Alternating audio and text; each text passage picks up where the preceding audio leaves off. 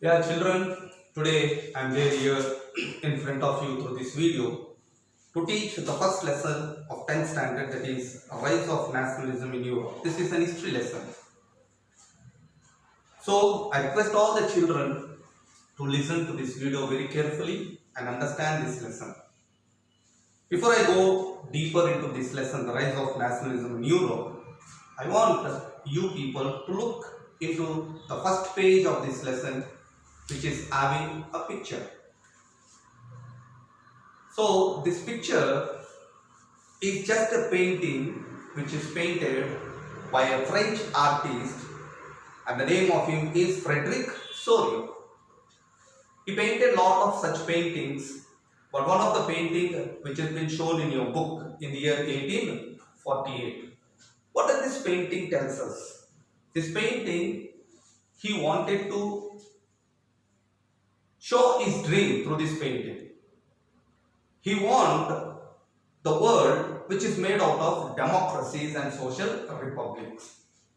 If you see this painting, we see huge amount of people, the people from Europe and the people from America, all the age groups, young people and old age people, traveling like a train to offer homage to a statue which is a liberty statue,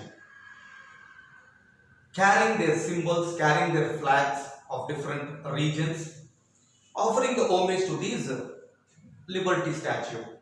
And this liberty statue holding on one hand the charter of human rights and on the other hand the torch of enlightenment.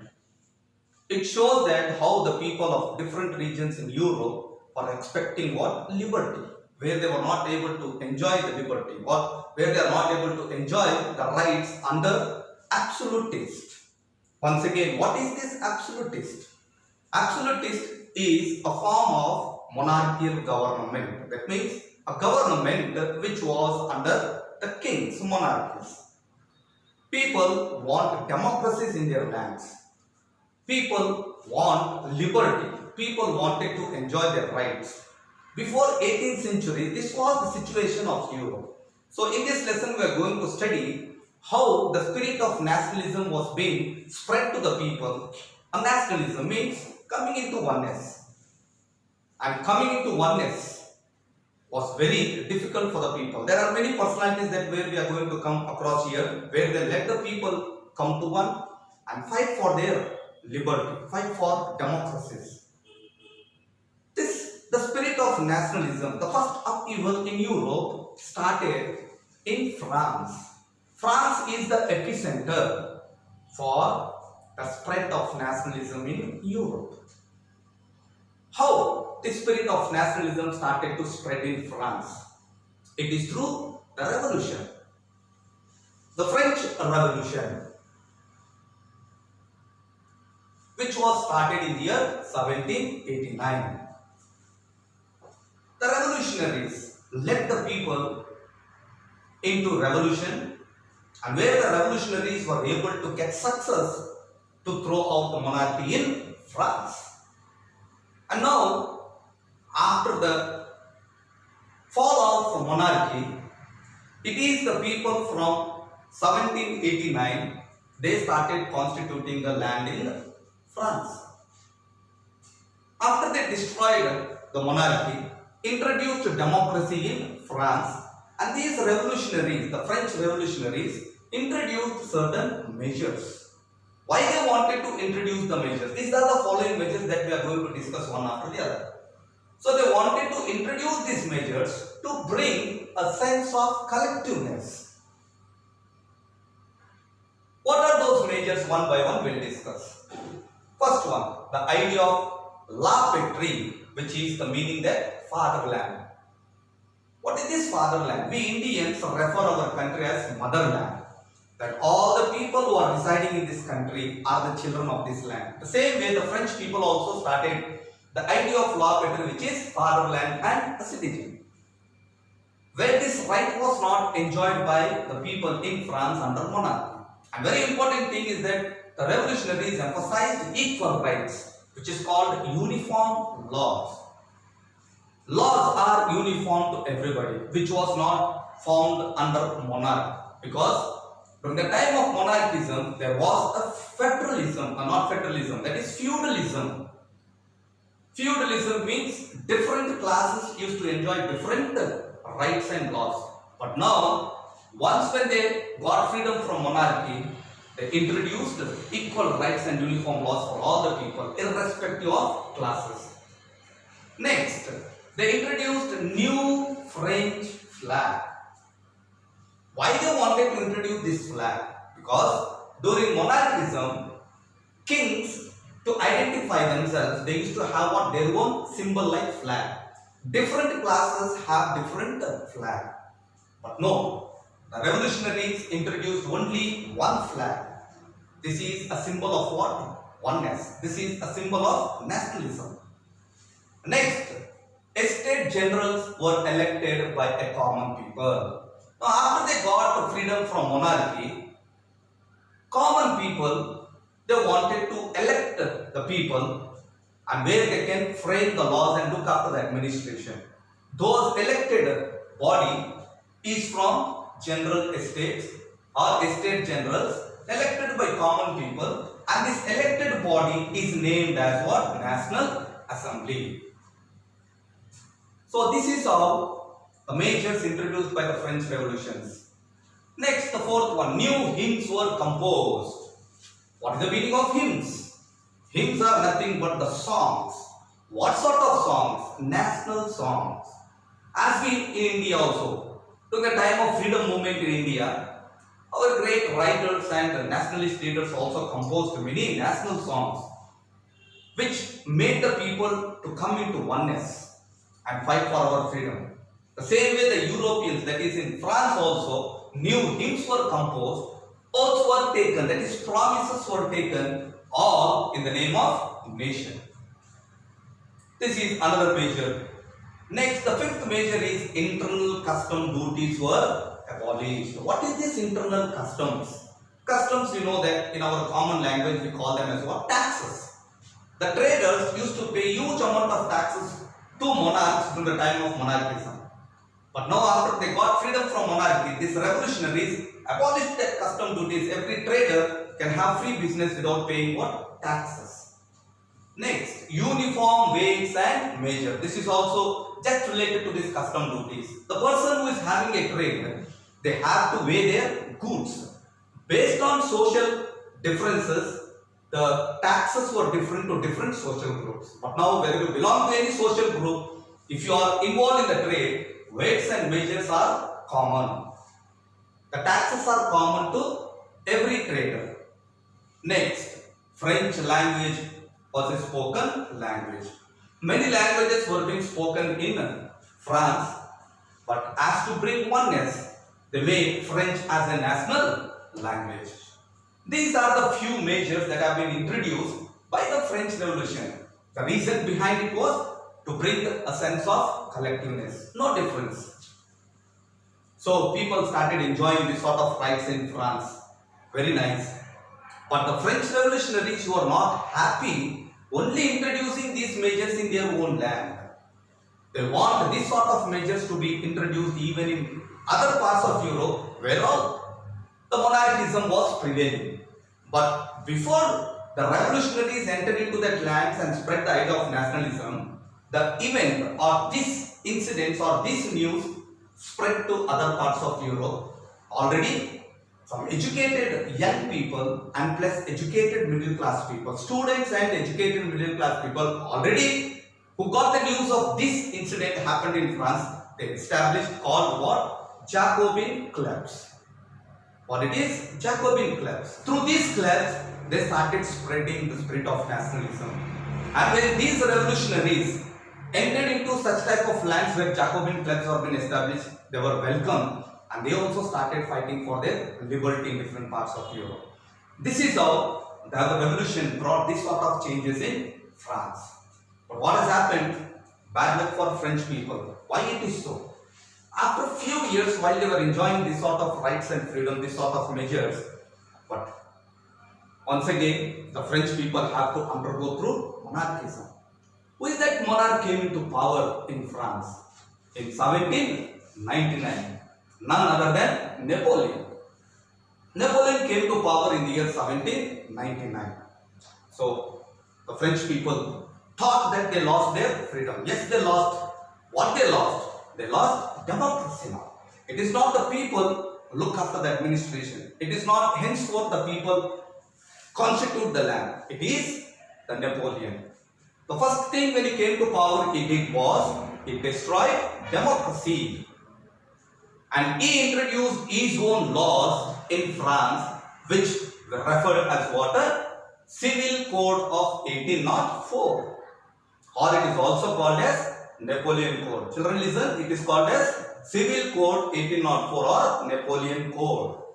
And through this code, he also introduced certain administrative measures. People in France, they thought that once again when monarchy come into existence, they lose their freedom. But here, it is just reverse. He introduced such type of measures where people were very much happy. What are those measures introduced through this civil code which brought lot of freedom to the people, equality to the people? What are those? Number one, no doubt it destroyed democracy but established equality before law. Great it is. People got scared that when Napoleon came into being, they thought that they lose their rights, they lose their freedom, they lose their liberty. But Napoleon introduced equality before law. Under law, everybody is same. Whether you belong to any social class or any social group, but you enjoy the same rights. Next, he gave right to the people to own the property. Secured right to property. Very nice.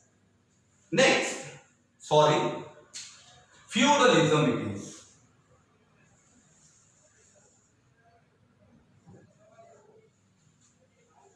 Napoleon abolished feudalism. As I said, what is feudalism? A society in Europe was divided into different classes. As we had in India, that is, society was divided into what? Different classes. As caste we tell. Brahmins, Kshatriyas, Vaishyas and Shudras. Like this, like that. So in Europe too, feudalism was practiced. Kings at the top, nobles, clergies, peasants and serfs. Each social group is to enjoy different laws and different rights. But Napoleon abolished that feudalism. Very great. Then he freed the peasants from serfdom and dues. What all the taxes that they have to pay before, he excused them. He freed them from serfdom and dues. Then guild restrictions were removed. This is related to what? Trade. Any trader in France, if he wanted to have trade, so he has to pay what? Taxes for it. But one great thing that Napoleon did was he removed the guild restrictions. No need of paying the taxes. They can have free trade in that territory. Apart from that, uniform weights and measures. Yeah. All these measures what we discussed under Napoleon Code or Civil Code of 1804. Very great. And it says that artisans, workers, businessmen, they enjoyed a new fond of freedom. They enjoyed a new fond of freedom. Now Napoleon was a great monarch. He did not establish his empire only in France. As the strongest king, he even conquered some of the territories in Europe, like Switzerland, Holland, Italy, Germany. Like that, many such territories and cities came under his control. What all the measures he has introduced in France, he exported these laws or these codes even to that land. And those people in that particular land were very much enthusiastic because the laws, the measures were very much effective. They were enjoying equality where it was not there under monarchy. So after Napoleon conquered those territories, he also introduced these measures even in that particular lands. People were very much happy. But children, things did not went hand in hand. Suffering started in Europe.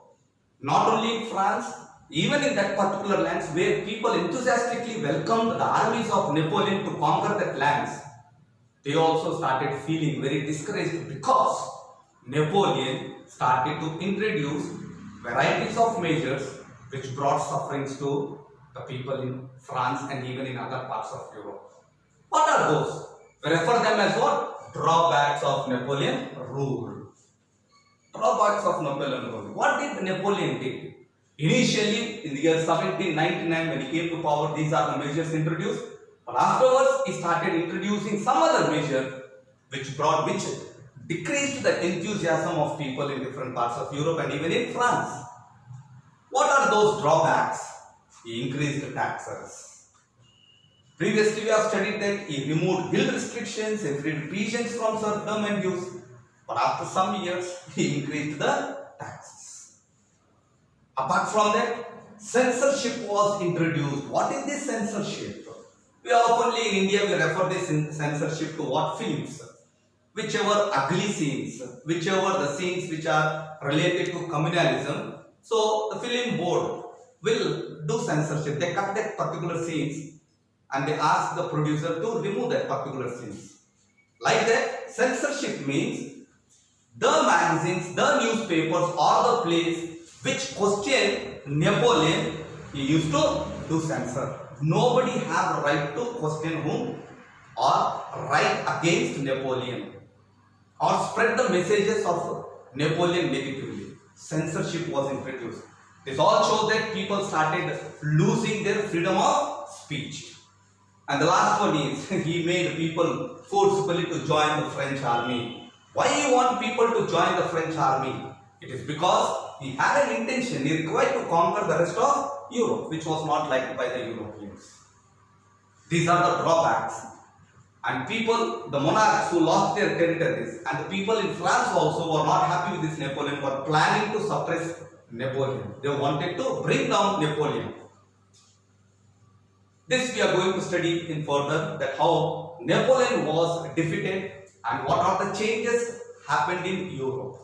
Before going into that, during this period, that is between 1750 to 1815, sorry, it is not 1815, it is 1815. What was a kind of society does we find in Europe? Already we have studied that feudalism was prevailing. But anyhow, Napoleon abolished feudalism. In spite of feudalism, society has certain social groups. One such social group which dominated apart from kings, they are called as what? Aristocracies. Who are these aristocracies? Aristocracies are one such of social group who dominated the peasants very much. Why? What made them to dominate the whole society? Because of this? Because of their richness. What was their richness? They had the properties in the form of lands and estates. And due to this richness, they started dominating the peasants. And once if you calculate the population of aristocracies and peasants numerically, aristocracy's population is very less compared to the peasants. So they are minorities and these are majorities. But in spite of this, aristocracies were the dominant class in the Europe between 1750s and 1850s. But in meantime, as this was going on, new social groups emerged in Europe. What are those new social groups? Okay, these are the social groups. Once upon a time, there were the social groups like aristocracies and peasants. But slowly in 18th century, new social group emerged in Europe. Who are those? The workers, businessmen, industrialists and professionalists. 18th century is a century of growth in industries. The first industrial revolution took place in England and afterwards it started spreading throughout Europe. Industrialists, the first social group, and the workers, the people who are working in industries, and this led to what? Businessmen and professionalists. We call in history, or in this lesson it is called them as what? A new middle class people. Why I am stressing on this means, what all the situation that we are studying in Europe, This situation or this spirit of nationalism was started to spread by these people. That is the businessmen, industrialists and professionals, because they were not happy under the dominance of aristocracies. They were not happy under the dominance of monarchs. They are the people who started to spread the idea of nationalism and liberalism. So in the coming video, I am going to teach how these people started spreading the idea of nationalism and the idea of liberalism. Thank you very much.